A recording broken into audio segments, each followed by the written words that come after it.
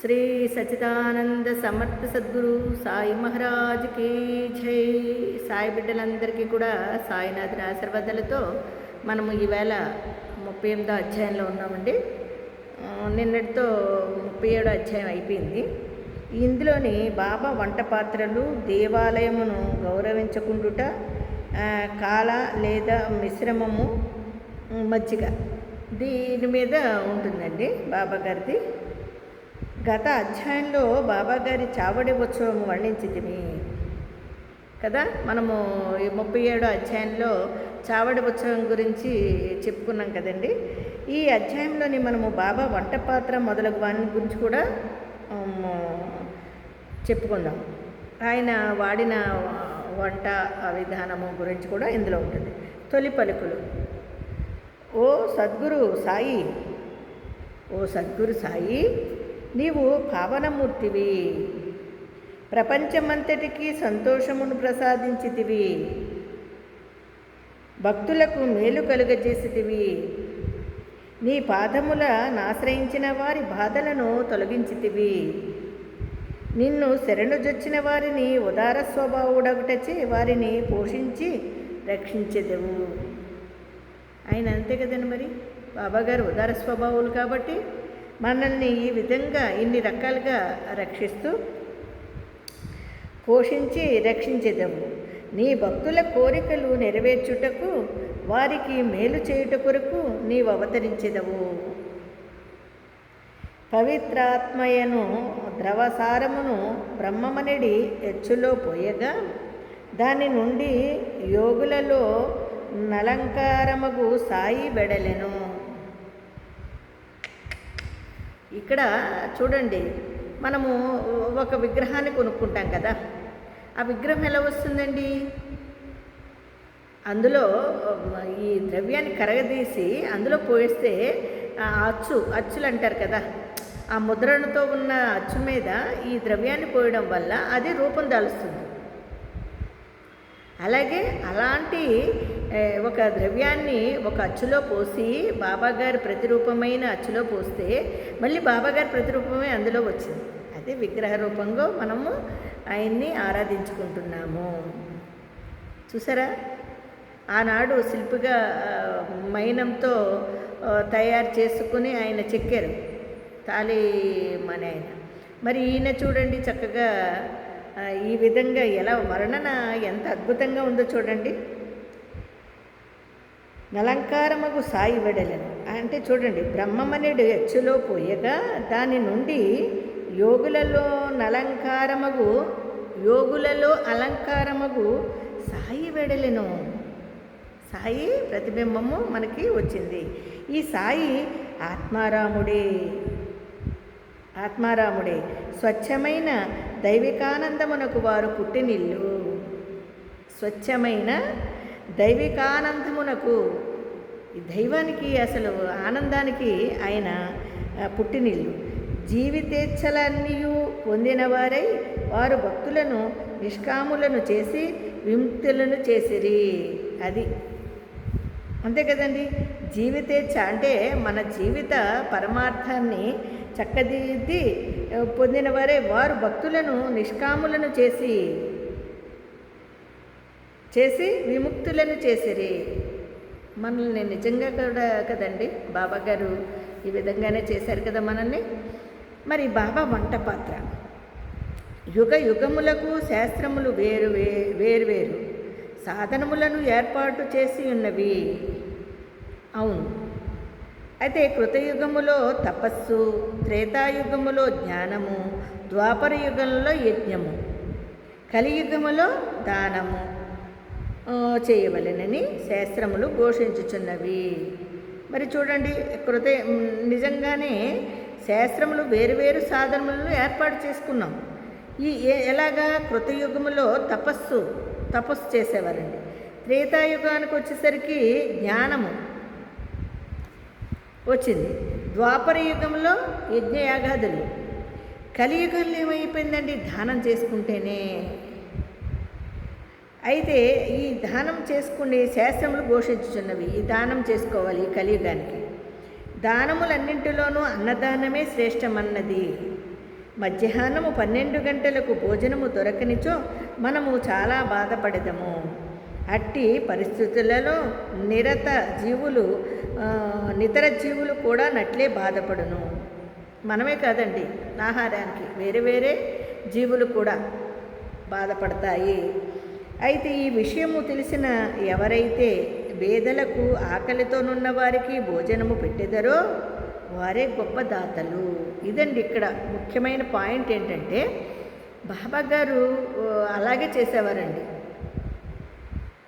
ఎవరైతే ఇప్పటికీ మనకి చరిత్రలో చదువుకుంటే ఏమర్థం అవుతుంది, బాబా గారు ఆకలి అన్నవాడికి అన్నం పెట్టు అని. అప్పుడేనండి దానికి ప్రాముఖ్యత, మనం చేసిన దానికి కూడా ఫలితం. దానం అంటే ఆ విధంగా ఉండాలండి. మరి నిజంగా చూడండి, మనము రోజంతా కష్టపడి 365 రోజులు కష్టపడుతూ మన జీవితంలో వయసు పెరుగుతూ ఉండే కొద్దీ కూడా దేనికోసం కష్టపడుతూ ఉంటాము? ఆహారం కోసం.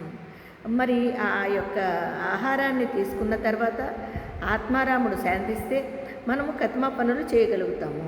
దీనికోసమే, కడుపు నిండడం కోసమే, రుచుల కోసము, ఇతరగా మనము ఆహారం కోసమే ఎక్కువగా శ్రమపడి సంపాదన అంటూ మొదలుపెట్టాము. మరి మనము ఏమీ తినకుండా ఏం చేయలేం కదా. దానికి ఆహారంలో అన్నదానము, అన్నము, ఆకలి బాధ ఘోరమైందండి. నిజంగా చాలా చాలా ఘోరమైంది. అందుకని ఆకలితో ఉన్న వాళ్ళకి మీరు డబ్బులు ఇవ్వడం కానీ ధన రూపంగా ఇవ్వడం కానీ చేయకండి. వాళ్ళకి కడుపు నిండా అన్నం పెట్టండి. పెడితే దానికి మించిందే లేదు. ఈ రోజులో అందరూ డబ్బులు, ఈ భిక్షమెత్తుకునే వాళ్ళు కూడా ఏం చేస్తున్నారండి, భిక్షాటకులు కూడా డబ్బులతో ఏమైనా కొనుక్కు తినొచ్చు అనుకుంటున్నారు. ఇదివరకు అలా కదండి. మరి భిక్షాటం చేసిన వాళ్ళు కూడా ఏం చేసేవారండి, అన్నప్రసాదం, అన్నం దొరుకుతుందా, అన్నమే అడిగేవారు. డబ్బులు ఇస్తే కూడా తీసుకునేవారు కాదు. ఇంత అన్నం ఉంటే పెట్టమ్మా అనేవారండి. మరి ఈ పరిస్థితులు మారిపోయినాయి చూసారా. మరి కలియుగంలో చేసుకోవాల్సింది అన్నదానం. చక్కగా ఈరోజు సాయి బిడ్డల్లో, సాయి మందిరాలు నిర్వహిస్తున్న వాళ్ళలోని అన్నదాన కార్యక్రమం చేస్తున్నారండి. వాళ్ళకి నేను పాదాభివందనం చేసుకుంటున్నానండి. ఎందుకంటే నిజంగా అన్నదానము, అన్నపూర్ణేశ్వరిని నిజంగా మీరు ఆహ్వానించుకుని ఆ సాయినాథుని రూపంలో ప్రతి ఒక్కరికి భోజనం పెడుతున్నారు. మీరు పెట్టే భోజనం ఉన్నవాడికన్నా కూడా లేనివాడికి పెట్టండి. ఆకలి అని వచ్చినప్పుడు ఆ టైంలో ఏది ఉంటే అది పెట్టండి.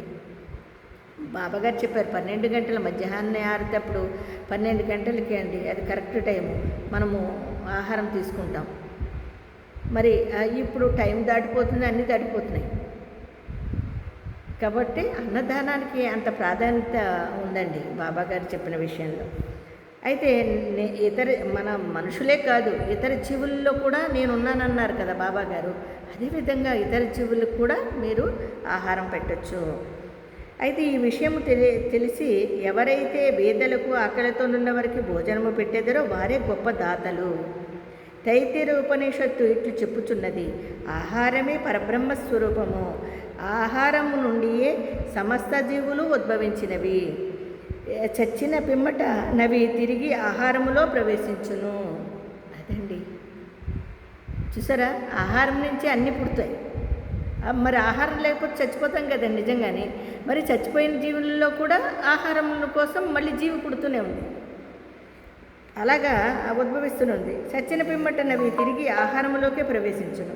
మిట్ట మధ్యాహ్నము మన ఇంటికి ఎవరైనా అతిథి వచ్చినచో వారిని ఆహ్వానించి భోజనం పెట్టుట మన విధి.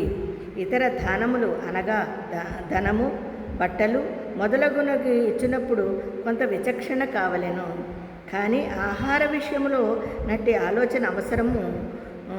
మన ఇంటికి మిట్ట మధ్యాహ్నము ఎవరు వచ్చినను వారికి మొట్టమొదట భోజనము పెట్టవలెను. కుంటి, గ్రుడ్డి, రోగిష్ఠులు వచ్చినచో వారికి మొట్టమొదట భోజనము పెట్టవలెను. పిమ్మట ఆరోగ్యవంతులకు, అటు పిమ్మట మన బంధువులకు పెట్టవలెను. మన బంధువులు మొదలగు వారికి పుట్టుట కంటే నిస్సహాయులైన అంగవికలూరులు తదితరులకు పెట్టుట ఎంతో శ్రేయస్కరము. అన్నదానము లేకున్నచో నితర దానములు ప్రకాశించవు. ఎట్లన చంద్రుడు లేని నక్షత్రముల వలె, పతకము లేని కంఠాహారము వలె, పింఛము లేని కిరీటము వలె, కమలము లేని చెరువు వలె, భక్తి లేని భజన వలె, కుంకుమ బొట్టు లేని పుణ్యశ్రీ వలె. చూడండి, కుంకుమ బొట్టు లేని పుణ్యశ్రీ వలె, బొంగూరు కంఠము గలవాని పాటవలే, ఉప్పు లేని మజ్జిగ వలె రుచింపవు. అన్ని వ్యంజనముల కంటే పప్పు చారు ఎట్లు ఎక్కువ, అట్లే అన్ని పుణ్యములలో అన్నదానం ఎక్కువ. బాబా ఆహారమును ఎట్లు తయారు చేసి పంచిపెట్టుచుండేనో చూచిదము. చూసారా, ఇందులోని మనము ఎంత నేర్చుకోవాలండి. ఇప్పుడు జరుగుతుంది, చేస్తున్నారు, కానీ ఎలా చేస్తున్నారు? మనము ధనానికి ఆశపడి ఈ విధంగా చేస్తున్నారండి. అన్నదానం కూడా ధనానికి ఆశపడి చేస్తున్నారే తప్ప నిస్వార్థ సేవతో ఎవరు చేయట్లేదు. సాయి బిడ్డలారా, మరి సాయి భక్తులమై ఉండి మనము విరివిగా చేయనక్కర్లేదు. మనకి ఇంటికి వచ్చిన అతిథులు కానీ, లేకపోతే చాలామందిని మనం చూస్తూ ఉంటాం, కుంటి గుడ్డి ఇలాంటి వాళ్ళని, రోగిష్టి వాళ్ళని చూస్తూ ఉంటాం. వాళ్ళకైనా సరే మనం ప్రత్యేకించి, కాకపోతే బాబాగారు చెప్పారు, ఆకలి అనేది ఎంత నికృష్టమైనదో దానిని తీర్చడము, దానికి ఉన్న పవిత్రత, దానికి ఉన్న దాన గుణము అందులోనే ఉందండి పుణ్యమంతాన్ని. చాలామంది ఇప్పుడు ఏంటంటే ఈ కలియుగంలోని దానానికి కూడా నిజంగా పరమార్థం లేదండి. దానం అంటున్నాం కానీ పరమార్థం లేదండి. దాంట్లో స్వచ్ఛమైన ప్రేమ లేదండి, స్వచ్ఛమైన దానం లేదండి, ఏమి లేదు. ఏదో బతుకుతున్నాము. ఎందుకు బతుకుతున్నాము అంటే సంపాదించేసుకోవాలి, కోట్లు గడించాలి. ఆ కోట్లను తింటామండి మనం. ఆహారం ఒక్క పూట తినకుండా ఉంటే ఆకలి అంటామా? చూసారా, ఆకలి అనేది ఎలా ఉంటుందో. దానికోసమే కదా మన ఇన్ని తిప్పలు పడేది. మరి దీని విలువ తెలిసినప్పుడు మనకి దగ్గరలో ఉండి, మనకు అందుబాటులో ఉండి మనం చేయగలిగింది ఏదైనా ఉంటే మాత్రము ఇతరుల ఆకలిని తీర్చే ప్రయత్నం చేయండి సాయి బిడ్డలారా. మనము బాబాగారు నిరంతరము నామస్మరణ చేయకపోయినా మనం చేసే పనుల్ని ఆయన గుర్తించి మన దగ్గరికి వస్తాడండి. ఆయన మన దగ్గరికి వస్తాడండి, తప్పకుండా వస్తాడండి. మీరు సాయిని కొలవకపోయినా కూడా ఇలాంటి గుణాలు ఉన్న వాళ్ళని దగ్గరికి బాబాగారు వస్తారు. మరి ఇలాగ ఎంతమంది జీవిస్తున్నాం మనమని 38వ అధ్యాయంలోని ఒక్కసారి ప్రతి సాయి బిడ్డ చదవండి 38వ అధ్యాయం. ఎందుకంటే దాంట్లోని ఎంత ఈ యొక్క దానం చేస్తున్నామంటే దానానికి కూడా గొప్పలు, ఏదో ఫోటోలు తీసుకోవడాలు, లేకపోతే ఫోకస్ చేసుకోవడాలు, అనౌన్స్మెంట్ చేసుకోవడాలు, అవి కాదండి దానం అనేది. అలా చేసుకునే దానం కాదండి. క్లుప్తదానంగా మనం చేయగలిగింది, మానవ జన్మెత్తిన తర్వాత మనకి ఆ భగవంతుడు అంత ఆహారాన్ని పెట్టగలిగే అంత భక్తి శ్రద్ధలతో, భగవంతుని మీద భక్తి శ్రద్ధలతో. నిన్న విజయవాడ వెళ్ళానండి మా మనవరాల్ని జాయిన్ చేయడానికి. జాయిన్ చేసాం ఆల్రెడీ. వర్క్ ఎట్ హోమ్ అని చెప్పి హోమ్ సిక్ మీద హాలిడేస్కి వచ్చింది. మళ్ళీ దించడానికి వెళ్ళాము మా వారు నేను. వెళ్ళిన తర్వాత అక్కడ ఒక సత్రంలో దిగామండి, వైఎస్ఆర్సీది విజయవాడలో. ఆ సత్రం వాళ్ళండి నిజంగానే సరిగ్గా 1 గంటకి భోజనం పెడతారండి అందులో దిగిన వాళ్ళకి. అయితే బాగుందండి, చక్కగా ఏసీ రూములు అన్నీ చాలా చాలా బాగుంది, అంతా బాగుంది. ఒక రోజుకు వచ్చి 1500 తీసుకుంటారు. అయితే డబ్బులు సమస్య కదా. అక్కడ చక్కగా ఫెసిలిటీ ఉంది, బాగుంది, అన్నీ బాగుంది. వాళ్ళు ఒక మాట అన్నారండి, మధ్యాహ్నం 1 గంటకి భోజనాలు ఉంటాయండి, భోజనం చేయండి అని. సరే, నిజంగానే 1 గంట అయ్యేసరికి ప్రతి రూమ్కి 5 అంతస్తుల బిల్డింగ్లో చక్కగా ఆయన నిర్వహించుకుంటున్నారు. అది బాగుంది. అయితే ప్రతి రూమ్కి ఒక అమ్మ వచ్చి, అమ్మ భోజనం టైం అయింది రండి అన్నది.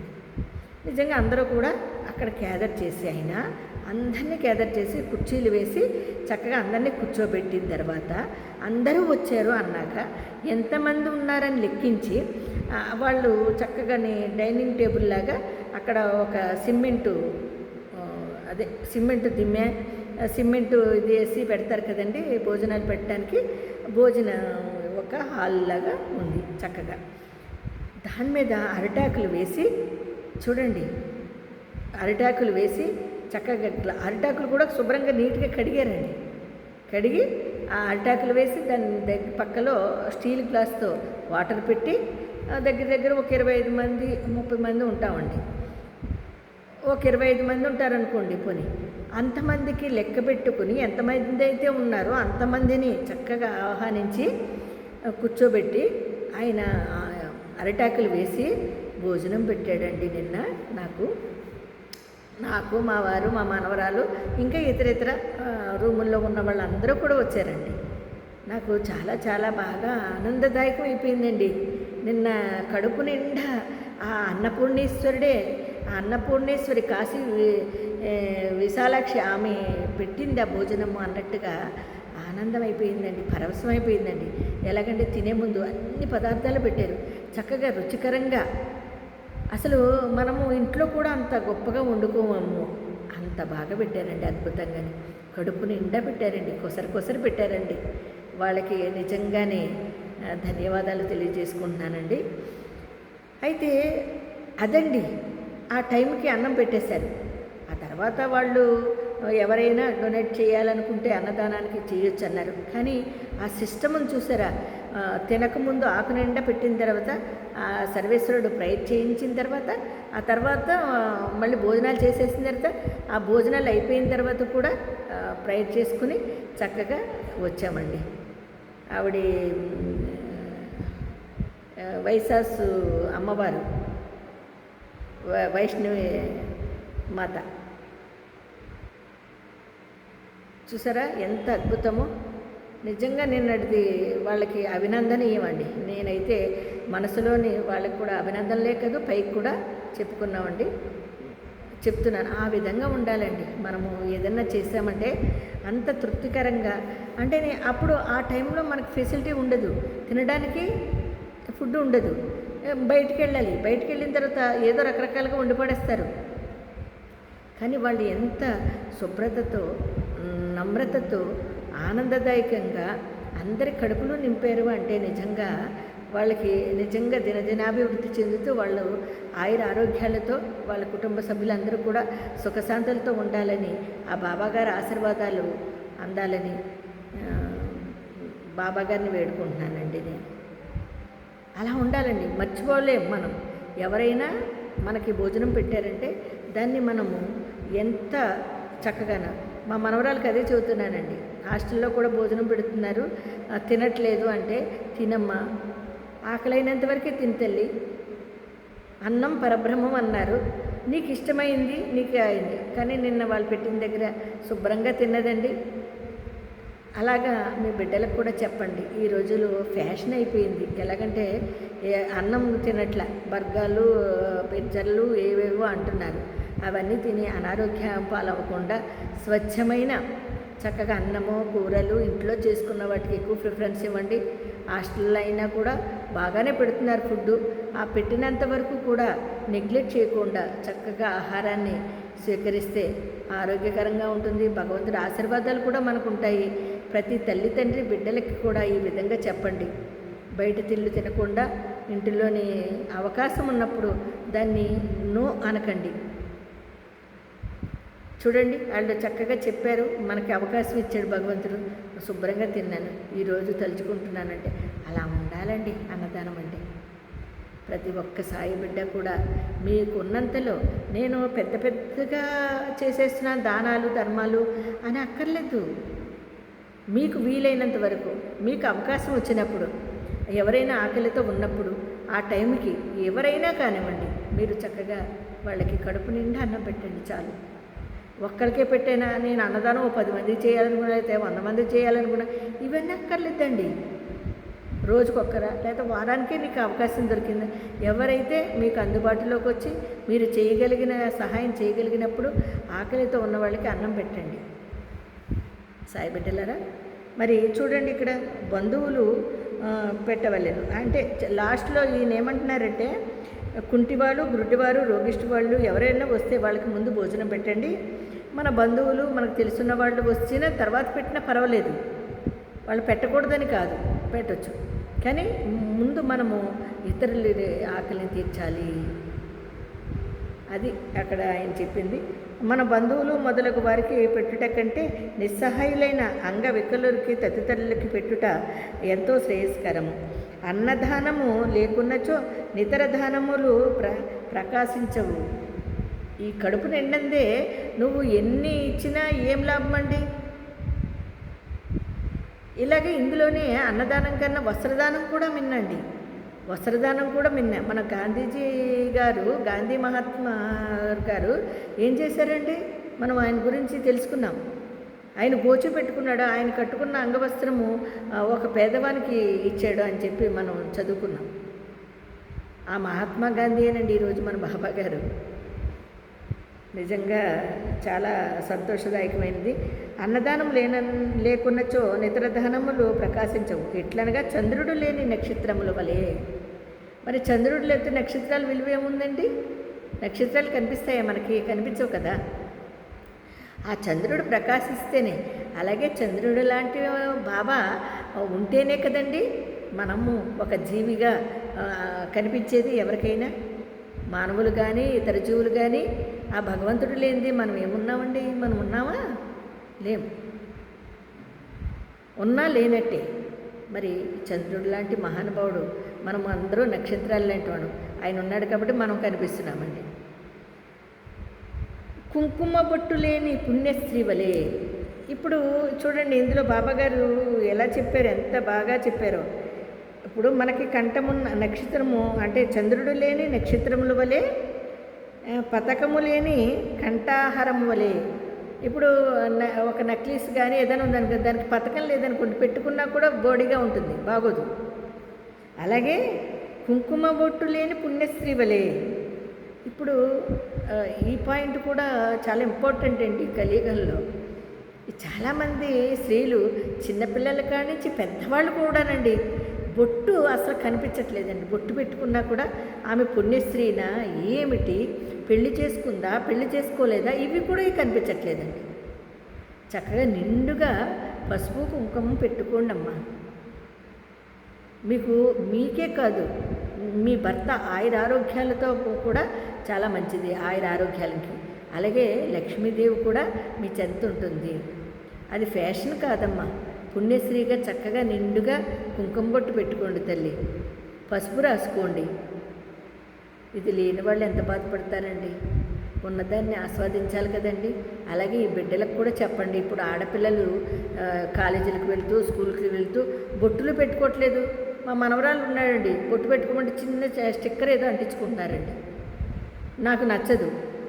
అప్పుడు ఏం చేస్తారంటే వాళ్ళు, నాకు వాళ్ళ పడలేకో ఏమో, దేవుడి దగ్గర గంధము మధ్యలో చిన్న కుంకుమ బొట్టు పెట్టుకుంటారండి. అలాగే ఆడపిల్లలకి చక్కగా ఈ విధంగా నేర్పించండి, చాలా మంచిదండి. ఆ బొట్టు పెట్టుకుంటే మీకు వైబ్రేషన్ బాగుంటుంది, ధ్యానము ఎక్కువగా ప్రకాశిస్తుంది. ప్రతి పుణ్యశ్రీ కూడా ఈ విధంగా చేయండి అమ్మా. మీరు పెళ్ళి అయిన వాళ్ళందరూ, ఈ పుణ్యశ్రీలందరూ కూడా నుదుటిన కుంకుమ ధరిస్తే అది సౌభాగ్యానికి చిహ్నం. అంటే భర్త ఆయురారోగ్యాలు చేకూర్చే విధానం.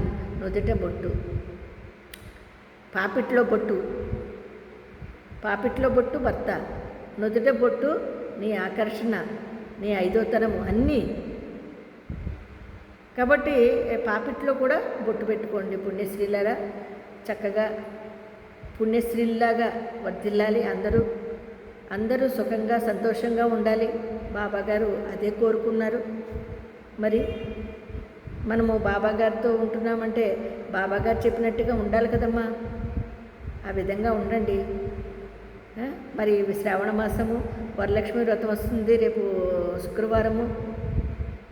అందరి ముత్తైదువులుగా చక్కగా పసుపు కుంకాలతో నిండుగా జీవించాలి, ఆయుర ఆరోగ్యాలతో ఐదవతనంతో జీవించాలి. ఇదే బాబాగారు మనల్ని కోరుకున్నారు బిడ్డలారా అని. మరి బాబాగారి ఆశీర్వాదాలతో మీరందరూ కూడా ఈ విధంగా పాటించండి తల్లి. అయితే బొంగురు కంఠము గలవాని పాటవలే ఉప్పు లేని మజ్జిగ వలె రుచింపవు. ఇప్పుడు ఏది పాటించకపోయినా ఎలా ఉంటుందండి? కుంకుమ బొట్టు లేని పుణ్యశ్రీ వలె ఉంటుంది. మరి బొంగురు పోయిన కంఠం వల్లే ఉంటుంది, ఉప్పు లేని మజ్జిగ వలె ఉంటుంది. మజ్జిగలో ఉప్పు వేసుకుంటేనే కదండి దాని టేస్టు. అలాగే అన్ని వ్యంజనములు కంటే పప్పు చారు ఎట్లు ఎక్కువ అంటే అట్లే అన్ని పుణ్యములలో అన్నదానం ఎక్కువ. మనకి ఏది సాంబారు రసము ఇలాంటివి లేనిదే ఎలా రుచించదో అలాగే అన్నదానము అనేది చాలా మంచిది, అన్నిటికంటే పుణ్యమైనది. బాబా ఆహారం ఎట్లు తయారు చేసి పంచిపెట్టుచుండెనో చూచెదము. బాబా గారు ఈ విధంగా జరిపిస్తూ చెప్పి ఆయన ఆహారాన్ని ఏ విధంగా మనకి పెట్టి చూపించారో దాన్ని రేపొద్దున తెలుసుకుందామండి. అంతవరకు అందరికీ సాయిరామండి.